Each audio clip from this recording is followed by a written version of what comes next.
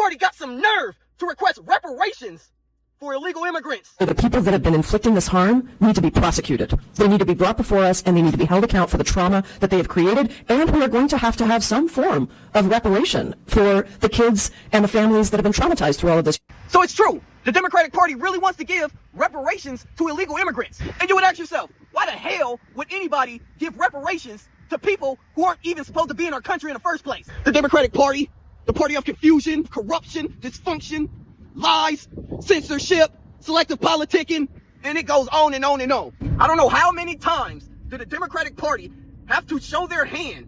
They literally are showing all of their supporters, all of their United States citizen supporters, that they care about illegal immigrants more than the American people.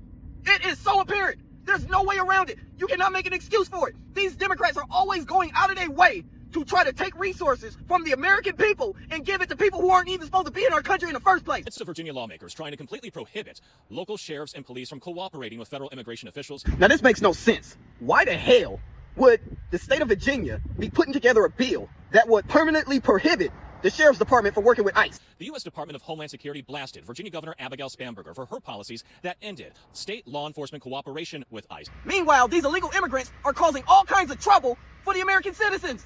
DHS pointed specifically to the murder of Stephanie Minter at a Fairfax County bus stop last month. The single mom's accused killer is a violent illegal immigrant who was arrested dozens of times and repeatedly released by Fairfax County officials, even after written warnings from police to the county prosecutor that letting him out again could lead to murder. And you would think if police are writing a letter to the county prosecutors telling them not to release a certain person, you would think they would listen.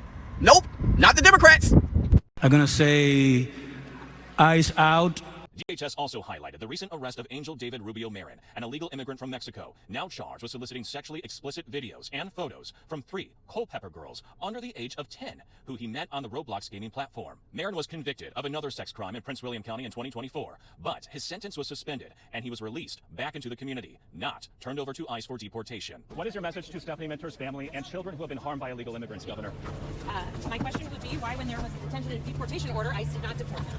The governor is referring to Abdul Jallo, who is now in jail awaiting trial for stabbing Stephanie Minter to death in February. In 2018, after he was arrested in Fairfax County, he was turned over to ICE for deportation.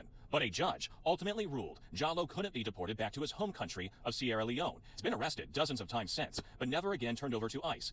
And of course, all of this stuff is happening, and the Democratic Party are not going to talk about it. They're not going to talk about it as if it's a problem, even though it's a problem, because they don't care, because it's affecting American citizens and it's not affecting illegal immigrants. You can understand what I'm saying. If you can understand English,